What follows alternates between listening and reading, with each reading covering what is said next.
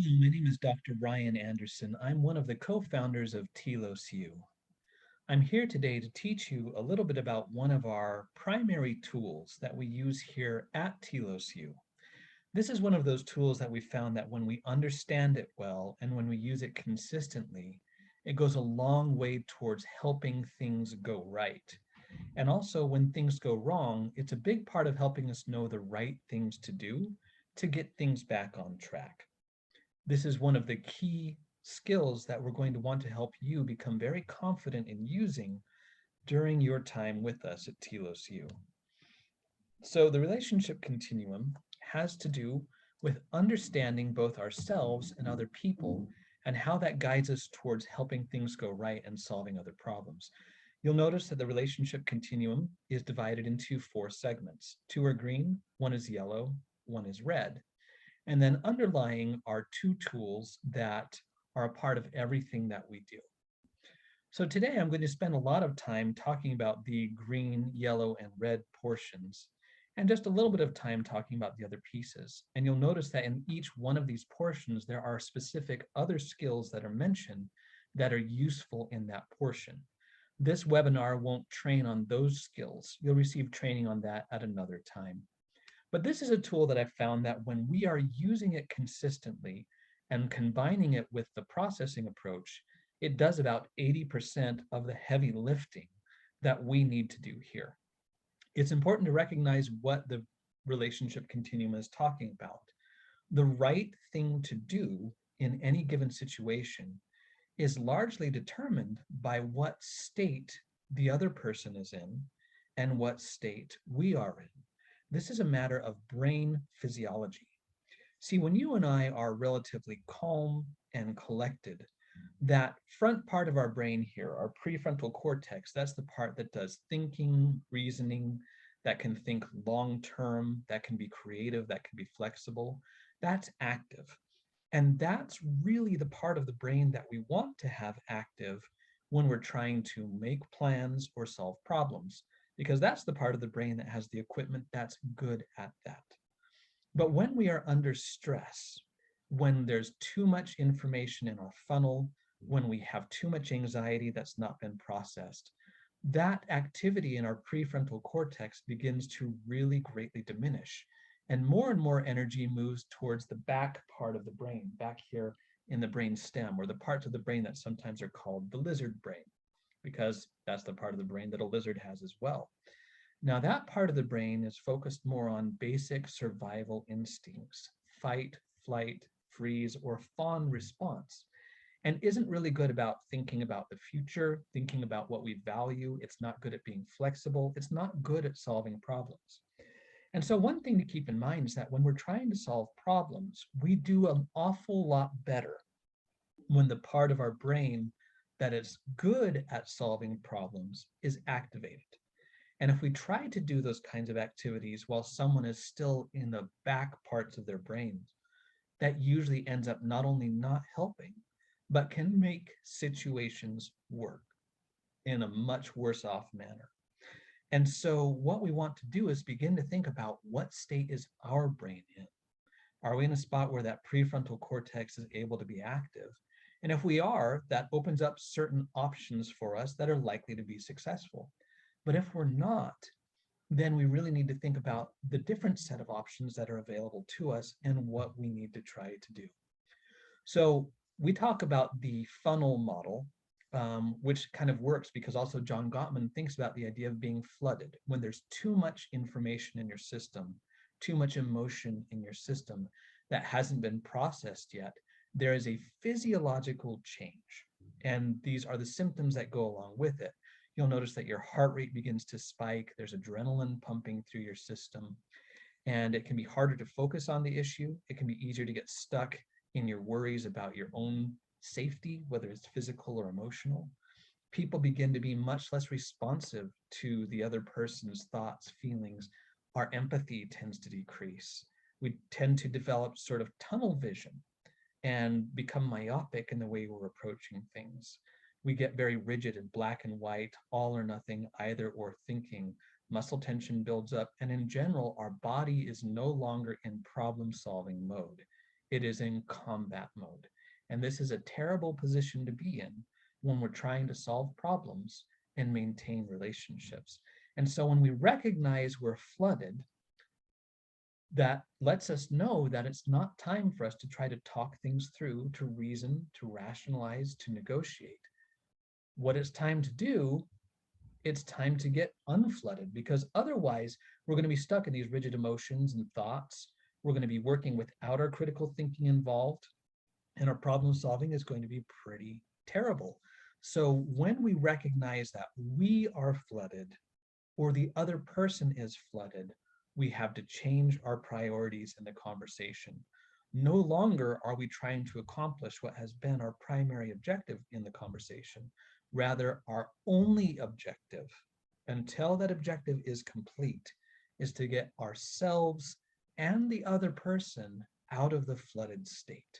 Because until then, anything we do is going to amplify the fight, flight, freeze, or fawn response from either one or both of us. So we change our priorities. We're not going to try to consequence or incentivize. We're not going to try to reason and rationalize and problem solve. We will only work on getting unflooded. So one of the things that we want you to do is to become very good at recognizing when either you or your child is flooded and identifying where they are in this relationship continuum, because that will help you know what's more likely to work. And from there, we can help you learn to match the right approaches to the right state that the person is in. And we want you to also become very, very good at knowing what it takes for you to get back into that state that we call the green state, the one with the prefrontal cortex active. Now, underlying each one of these is this idea of a telos way of being. This is the idea of seeing other people as people, having a heart at peace, being out of the box, being able to recognize that they are people just as much as we are, with hopes, dreams, strengths, and weaknesses, and that everything they're experiencing is just as human and just as real as us. And therefore, we approach that with almost a sense of reverence for it. And we make sure that in everything we're doing, we're striving to see that other person as a person. Now, when the other person is being hostile towards us in some way or another, we also practice what we call the Teflon demeanor. The idea behind Teflon is that nothing sticks to it. Stuff kind of hits up against it and then slides off. When people are feeling threatened or unsafe, they may lash out against us. And a big mistake that we can make is to take it personally and shift what we're doing into defending ourselves against those attacks. But when we can recognize right now, this is just a sign of them beginning to be flooded, beginning to be overwhelmed, and we can allow that to pass over us and to slide off of us, because it's not really the issue.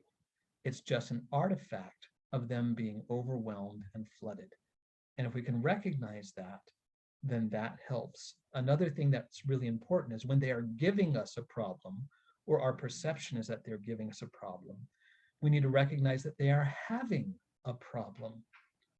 Otherwise, they wouldn't have a problem to give to us. And so if you allow our focus to be on the problem they are having, rather than on the problem they are giving us, we're much more likely to resolve things. Whereas if we focus only on the problem we're giving us, the problem they're having has a tendency to accelerate and get worse. So we want to make sure that you guys become proficient in these other ideas. Just wanted to mention them here, but these are things to work on with your therapist throughout the process. But again, seeing them as a person, empathizing with the experience they're having, getting out of the box, having a heart at peace towards them, and learning not to take their emotional struggles personally. Now, in this process, when people get into the red, that means they're fully flooded. And there's a lot of things that people can do. They can become shut down, but they can also lash out. They can be lashing out verbally. They can be lashing out physically against themselves, against other people, against property. And any effort for them to kind of respond to calming down is something they're not responding to. Now, one of the things that we really want to work on while we're going through all of this is to try to help not get into the red if at all possible, because this is where someone has become a genuine safety concern. We're not just talking about them being disrespectful. This is where someone could actually get hurt. And so you'll notice what we have listed over here are what we would do here at Telos when someone is in the red. One of the things that we do is we recognize, hey, this has a potential to get out of control. So we want to make sure that we have someone else coming to support us. And sometimes one of the things that we have to do is if a student has gotten in the red with me, say it's been my responsibility to hold a boundary with them, and now they're angry at me. Part of our strategy here is to actually remove me from the situation because now their emotion is attached to me, and calming down can be harder as long as I am still in that situation with them. So we have to put down our own pride, and we have to be willing to allow ourselves to be removed and have someone else come in and switch out with us. These may be circumstances where if someone is getting dangerous enough, we may have to make sure that they're not going to hurt themselves or hurt someone else. This is the kind of situation at home where you may find yourself even having to call the police to prevent someone from getting physically injured. So as you can see, we want to put a lot of effort into avoiding the red, but if they get into the red, we need to make very sure that we do not respond by becoming forceful and aggressive in return. And you'll notice that if we're trying to give incentives or consequences while someone's in the red, they don't really process this well. And that tends to only make things worse. So again, if their anger is focused on you, if you can safely leave the situation and ideally have someone else step into the situation, that is ideal. But these are the circumstances where if real violence is occurring, you may have to call the police. And you should only directly engage in efforts to physically stop them from what they're doing if there's an immediate danger to themselves or someone else. But if that's not the case, don't touch, don't engage, don't do anything that would create a physical contact between you and them, because that tends to just make things worse. So hopefully we've done a lot to kind of avoid getting all the way down there into the red. But most of the time when we see students who are upset, they're going to be more in the yellow. So this is where they're being irrational, rigid, oppositional. They're in a lot of distress, and they might be doing things to kind of incite us, insult us, try to rile other people up.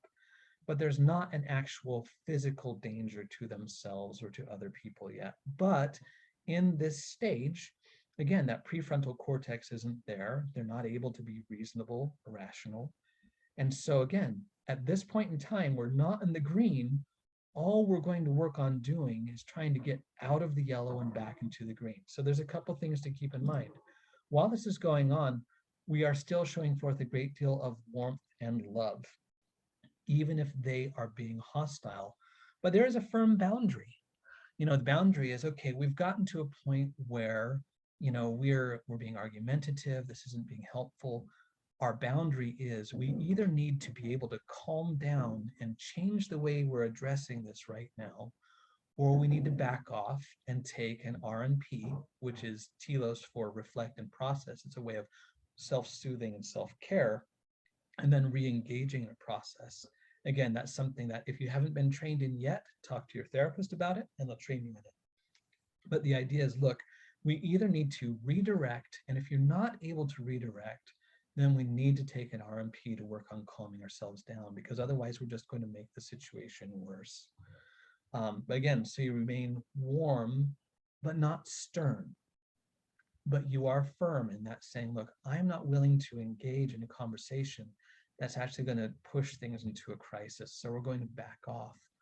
One thing to keep in mind is that sometimes it's easy under these circumstances to get lost in what I call a promptathon, which is, okay, you need to calm down or we need to stop this conversation.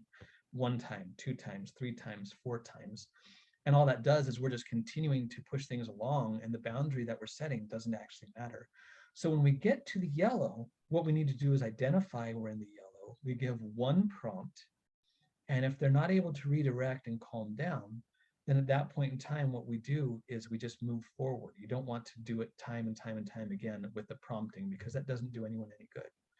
But you offer the boundary as a choice. It's not, okay, hey, look, you've got to go. It's, look, I just right now we need to see if we can calm down and talk about this more reasonably. And if not, the other choice we have is to take an RMP, and then we can figure out what to do about this. Do you feel like you can try to redirect, or is that not realistic right now? And do we need to move forward with doing an RMP instead? It's not scolding, it's not shaming, it's not disciplinary. It's just recognizing the state that we're in and redirecting. So one thing to keep in mind is during this, we want to make sure that our body posture is remaining non-threatening, that it's not part of why we are escalating the situation. So one, keep your tones neutral. Don't get lectury, don't get stern, don't get harsh, and don't get loud. Don't get too close. Maintain some distance between you and them so they don't feel like you're getting inside their space. And rather than squaring up with them, consider turning your body at 45 degrees and even your head and looking at an angle. This may sound like a small thing, but from a hardwiring point of view, that feels less threatening. Keep in mind also that once they have calmed down, you do need to follow up. You need to revisit, reconnect. You need to talk about, hey, if now is not a good time for us to try to talk about this again, I don't want to just, let this go under the rug and get worse. I'd like to try to find some time within the next 24 hours where we can get back together and try to talk about this again. When would be a good time for you? And throughout this process, make sure that you're continuing to show forth love and compassion and not condemnation.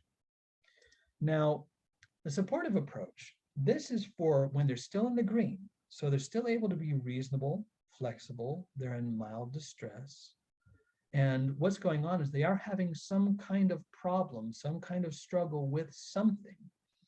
But that struggle is not with you. There's a very different tool we're going to use if their struggle is with you. But if their struggle was with something else, so maybe it's homework, maybe it's another relationship, maybe it's a stress they're experiencing, the tool that we recommend using is the consultant pattern. Now, that's not a tool we're going to train on in this particular webinar, but it's one that you should be able to get trained on in family days with your therapist, and also another webinar on the consultant pattern. We recommend that you get very, very good at it. We find it to be an excellent tool under a lot of circumstances. But it's important that while you're doing this, while you're trying to process and go through the consultant pattern with them and help them in problem solving, that you work on making sure that you're keeping your level of stimulus relatively low, so that your energy level, whether that's anxious energy, enthusiasm, or anything along those lines, is not what ends up filling their funnel and pushing them from the green to the yellow. So we need to be careful about that. So keep soft tones, non-threatening body language, and use a slow, gentle, persistent, friendly, problem-solving approach where you're showing faith in their ability to work together with you to find a good solution. But it should not feel like you're stepping in to take control away from them. And again, getting trained in the processing approach and the consultant pattern will help you learn to do that effectively. So the collaborative approach is when they're still in the green, but they're having some kind of conflict or gridlock with you. But they're still in a spot where they can be reasonable or flexible. So we have another tool that we recommend that you use at this point in time. It's called our talking stick. And that's very much focused on a win-win approach. And it very much is focused on you owning your part, your thoughts, your feelings, your actions, you exploring and validating theirs and making it safe to find out what's going to be a solution that feels respectful and workable for both sides. So this involves a lot of seeking to understand, a lot of reflecting and validating, looking for common goals, looking for common values, and working to synergize. Again, there's training in family days, training with your family therapist, and another webinar that you can train on the talking stick approach with. We recommend that you get very good and very comfortable with that as an approach. But again, what you want to focus on is the guiding principles. Rather than getting lost in the weeds about the details, ask what really matters to me in this situation, and where can I be flexible in matters of specific timing, specific style, in how we go about solving those particular problems. So again, the most important part of this is beginning to get very good at recognizing what do you look like when you're in the green? What do you look like when you're in the yellow? What do you look like when you're in the red? And can you begin to learn and model for your child what to do when you're not and how you get back in the green? But also getting very good at recognizing what does your child look like in the green, yellow, and the red, and matching up your attempted interventions with the state that they're in. And we found that when you get really good at doing this, you prevent a lot of problems and you get a lot more bang for your buck in your problem solving efforts.